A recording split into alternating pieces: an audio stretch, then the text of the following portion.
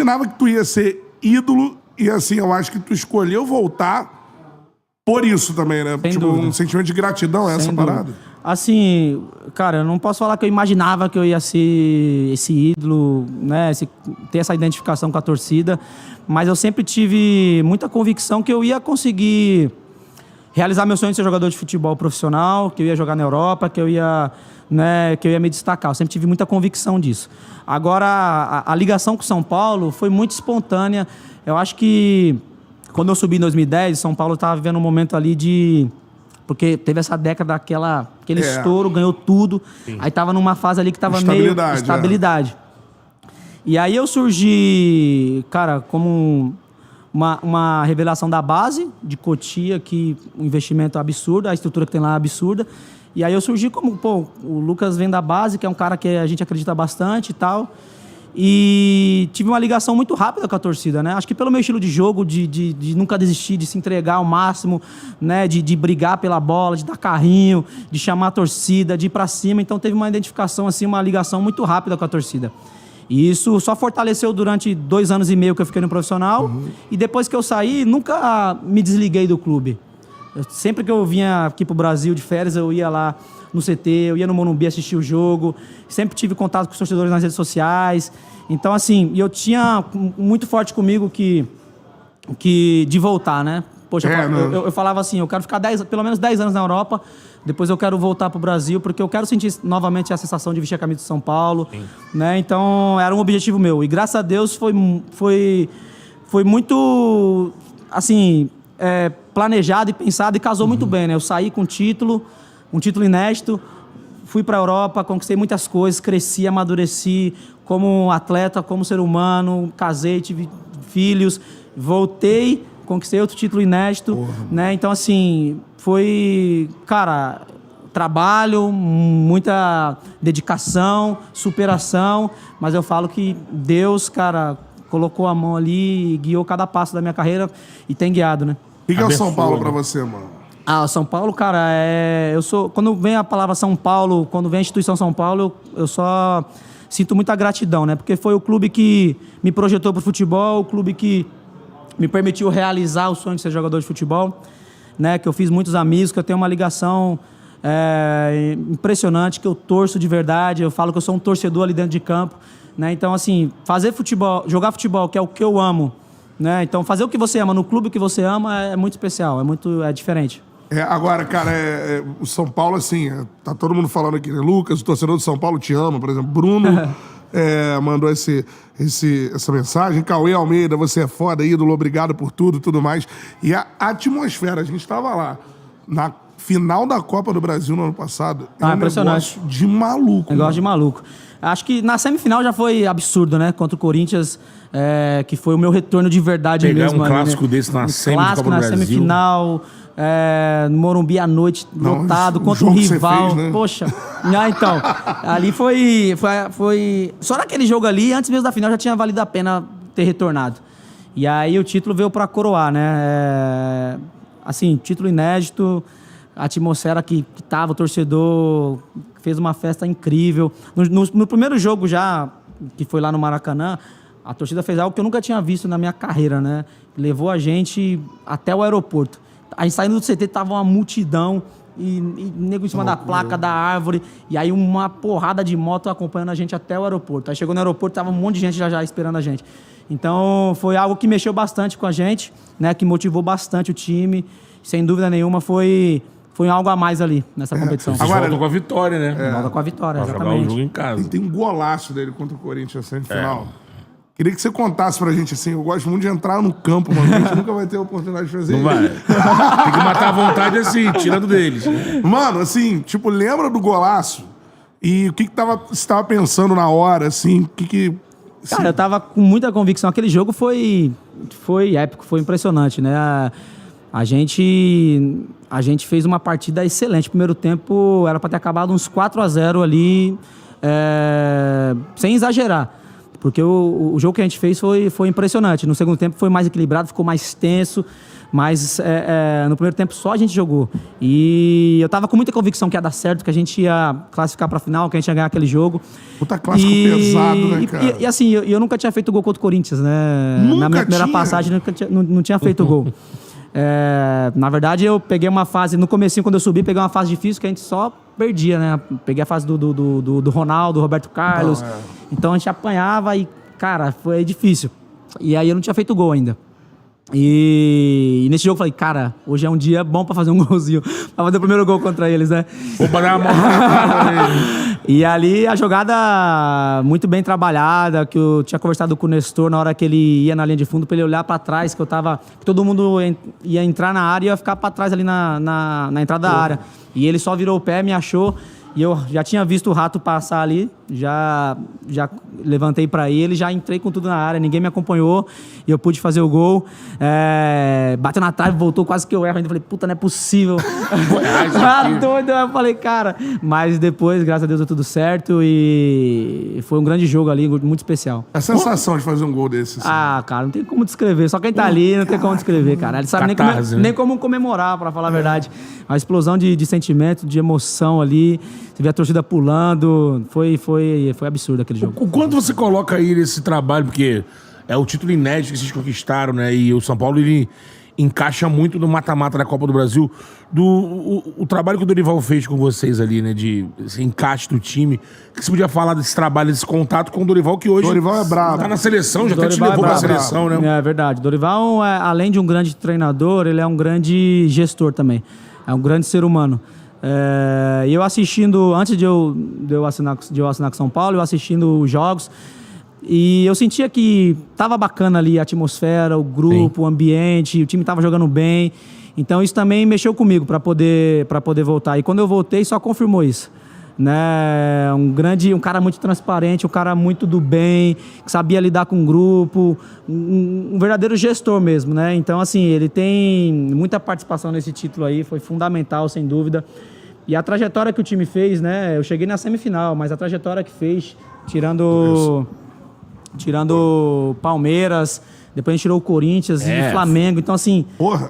cara, 3 pedreiras, Gigantes, né? né? Seguidas. Então, assim, foi um título pra ninguém botar defeito, né? Ele mexe na forma de você jogar? O linkzinho do Lucas aqui, mano. Acho que agora Ajeitar vai. o mic, agora foi. Vai. Agora Ele vai. mexe na tua forma de jogar? Você chega da Europa, né? Um tempão jogando lá.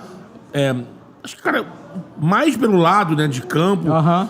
E desse São Paulo, quando você encaixa no time ali, com o Luciano, com o Carelli, ele mexe em você. Tu joga de uma forma diferente, ele te encaixa de uma Porque, forma diferente. cara, o que você faz, eu acho que é uma característica rara no Brasil, que é driblar por dentro, mano. Eu vejo não sei se eu vou falar besteira, você pode corrigir. Vejo no Paulinho do Galo, por exemplo, também essa característica do cara Verdade. que Não, tem razão. E justamente por isso, foi até uma conversa que eu tive com ele, né? Mas no final da minha passagem da Europa, eu comecei a jogar naquele setor do campo, né? Mais centralizado. Nas costas do volante de adversário. Isso. E é uma posição minha de origem, né? Porque na base eu sempre fui camisa 10. Sim. E por ter esse estilo um pouco diferente, né? De driblar por dentro, de acelerar, porque normalmente você vê um camisa 10 é o cara que mais cadenciado, o cara que acha um passe, o cara que faz o time girar. E eu percebi que poderia ser um diferencial meu. Né? Além de tentar achar os atacantes com passe, também ter esse estilo de buscar o jogo e dominar e acelerar naquele setor do campo que é mais difícil você ver, né? Mais povoado, né? Mais povoado. Então eu tenho essa característica, eu tive essa conversa com o Dorival, que eu poderia agregar muito ali, que é uma posição que eu me sinto confortável. E encaixou bem no time, né? Porque o Rato estava muito bem encaixado pela direita, o Nestor também estava muito bem pela esquerda, e ele me achou ali naquele setor do campo e casou muito bem. Um diferencial. Pô, sensacional. E ele te leva pra seleção agora, né, mano? Verdade. Parecia um garoto de 18 anos quando eu tive minha primeira convocação. Cara, deve ter sido maneiraço, Foi né? uma sensação maravilhosa, que na verdade eu não estava esperando, né? Porque já tinha saído da convocação. E aí eu tava no avião, estava viajando pro Rio de Janeiro para jogar contra o Fluminense. E o Savinho acabou se machucando e foi cortado. E os caras me avisaram ali. Aí como fala? o piloto, o comissário ali do...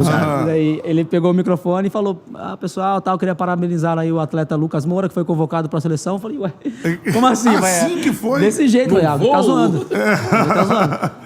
Aí todo mundo, tal, não sei o que. E eu, cara, falei, deve ser zoeira, mano. Aí eu peguei já o celular rapidão aqui, entrei na internet e vi, né? Savinha cortada, Dorival chama Lucas. E aí, cara, não sabia nem o que fazer, né? Caraca, mas a sensação mano. foi maravilhosa. Já liguei pra minha esposa, pra família ali, e até me emocionei, porque era algo que eu tava buscando, né? E eu sabia que voltando pro Brasil, essa possibilidade reacenderia novamente. Né? E acabou acontecendo essa sensação maravilhosa de poder voltar, de poder vestir, representar meu país, né? Sim. Sempre foi um grande sonho pra mim. Vou perguntar então, porque você, agora chega experido na seleção, né? E pra mim, você tinha que ter disputado mais jogos pela seleção, Copa do Mundo, tudo mais. Pra mim, eu acho que... Tiro pra 14, né? Tu se sente injustiçado com isso, assim? Cara, injustiçado não sei se é a palavra certa, né? Porque às vezes eu faço o exercício de me colocar no lugar do treinador. E das opções. E é pesado falar injustiçado e tal, porque tem muitas opções, né? E o treinador tem que escolher pra Copa, são 20 e poucos, sei lá. 23, né? 3 goleiros. Isso, então assim, é difícil. E a gente nunca vai ter uma unanimidade, né? Alguns vão concordar com o treinador, alguns não vão concordar, alguns vão achar que fulano tinha que ter ido. Mas eu penso que eu poderia ter tido mais oportunidades, sim. Jogar uma Copa. Talvez jogar uma Copa. Acho que 2014 talvez seria mais provável ali, que eu tava num momento muito bom no Paris. Tinha colocado o Cavani no banco, o Cavani chegou com uma grande estrela do time e eu tava numa fase tão boa que ele tava no banco, enfim. Mas o Felipão acabou optando por outros jogadores. Enfim, faz parte. E você disputou a Copa das Confederações e conquistou, 2013, né? a gente Com o Filipão. isso, Seleção isso. acho que é um dos grandes jogos do Brasil. Acho que é o Os último, últimos, assim, né? o último jogo contra uma gigante. campeã do mundo. Verdade, Meteu contra a Espanha. 3-0. saco na Espanha. Foi bonito. Então, são opções, né? São escolhas e, sei lá. E eu fiquei muito tempo na seleção, durante 3 anos, né? E talvez algo que, assim... Claro que eu também tenho minha parcela de culpa nisso, mas eu nunca tive uma sequência, assim, né? Como titular, né?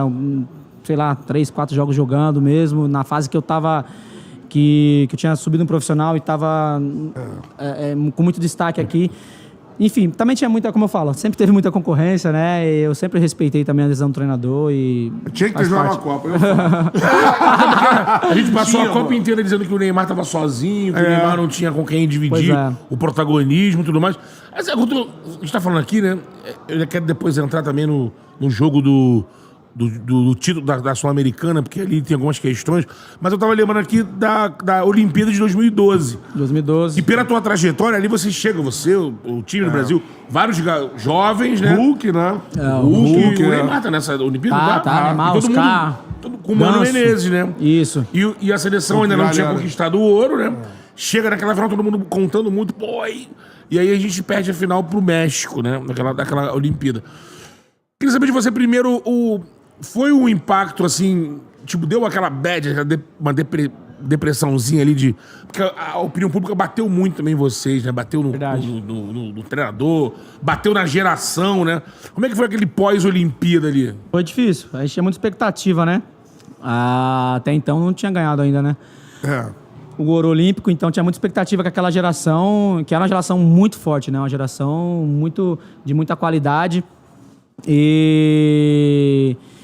E o Mano chamou, acima da idade, chamou o Thiago Silva, o Marcelo e o Hulk, né?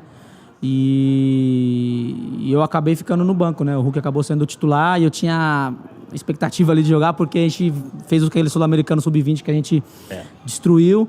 Enfim, mas a gente chegou na final e a expectativa era gigante e acabou que a gente tomou o gol logo no começo do jogo. A gente tomou o primeiro gol, depois 2-0, né?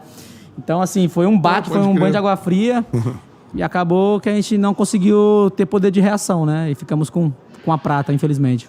Agora, dessa passagem pela seleção, a gente também tá no momento onde a seleção está sendo criticada e tudo mais. Você mais experiência, assim, o que você viu dos meninos lá? E fala assim, o Vini é um negócio, né? O Vini é o melhor do mundo, né? Sem dúvida. Agora, Fala outro jogador que você viu lá na seleção que você falou, porra, mano, esse cara aí... Cara, a geração muito... O Brasil sempre teve gerações talentosíssimas, né? Então, assim, o Brasil revela jogador a rodo. Então, é até redundante falar isso. Agora, assim, um que chamou muita atenção, além do Vini, né? Que, como você falou, o melhor do mundo na atualidade. O Estevão é um cara... É um garoto muito talentoso, que sem dúvida tem um futuro, né? tem um futuro enorme pela frente, que chamou muita atenção também o Luiz Henrique, do Botafogo. Né? Muita força, né? Monstro. Cara forte, habilidoso. Drible, né? O drible. Parado, né? E ele é alto, ele tem um bom porte, assim. Então, um cara que põe respeito, né? Então, acho que ele chamou muito a minha atenção. Tinha chamado quando eu joguei contra ele já, né? No primeiro jogo do Brasileiro. Já? E na seleção confirmou que você vê o cara treinando no dia a dia.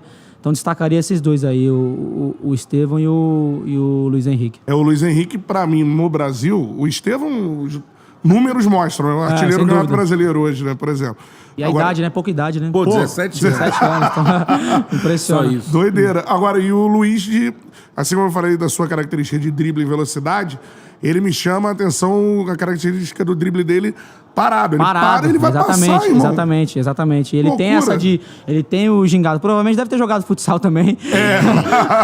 Porque no jogo dele dá pra ver isso. Então ele tem essa característica de conseguir ludibriar muito bem o adversário, né? Enganar com os cortezinhos dele, que é chato pra caramba. Então é muito bom jogador, muito Você bom nunca jogador. sabe se ele vai pro fundo cruzar ou se ele vai levar pra dentro pra bater, né? Ele tem uma batida forte. Exatamente. Confunde muito o marcador. E o Ney, mano?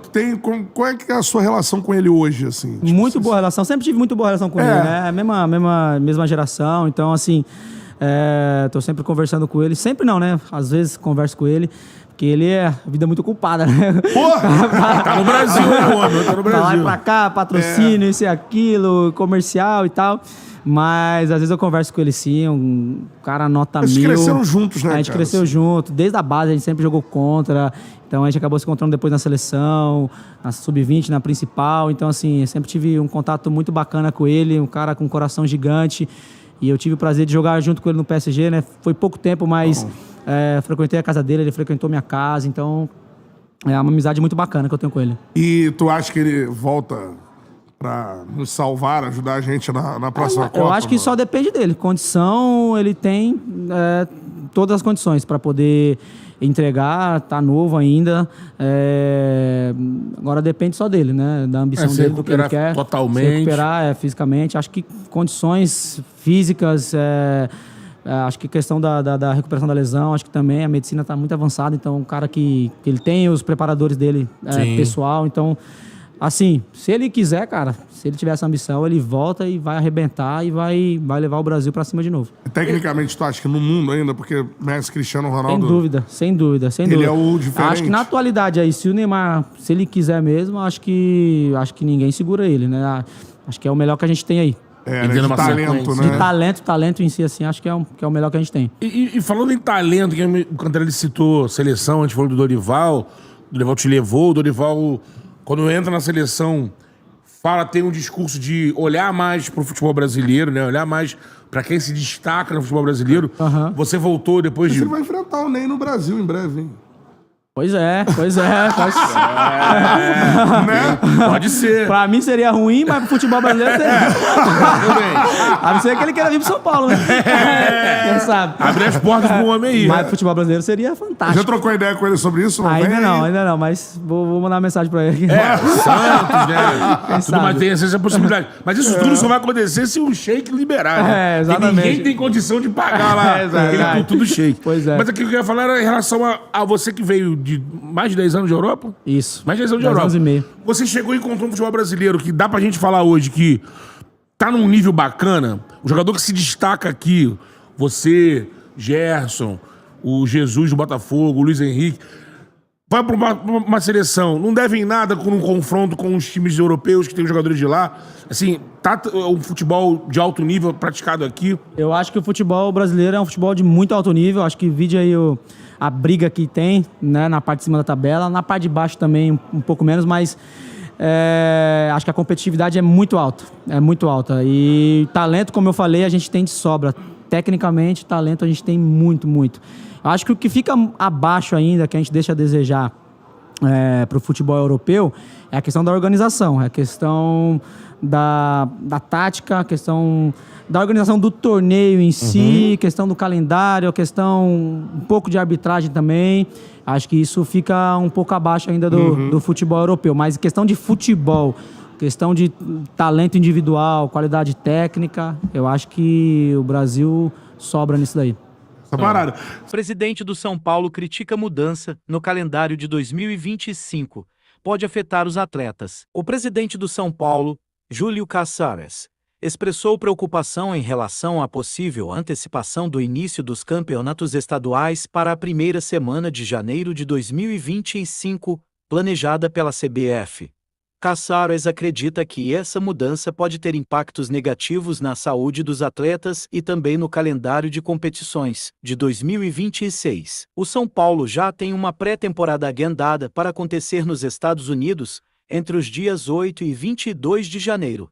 No entanto, o clube aguarda com apreensão a divulgação das datas dos torneios nacionais do próximo ano. A proposta da CBF de iniciar os estaduais em janeiro visa permitir uma pausa no Campeonato Brasileiro por cerca de um mês durante junho e julho, período em que será disputado o Mundial de Clubes, com a participação de Flamengo, Fluminense, Palmeiras e possivelmente Botafogo ou Atlético de. Estou bastante preocupado com a possibilidade de os estaduais começarem no dia 8.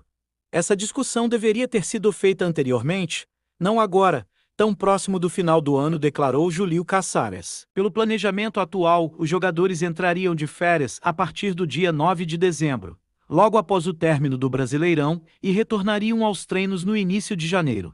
O São Paulo já está preparando uma série de exames médicos para seus jogadores nesta semana, antecipando esse processo. Se você gosta de notícias sobre o São Paulo FC e quer ficar sempre atualizado, não se esqueça de se inscrever no nosso canal.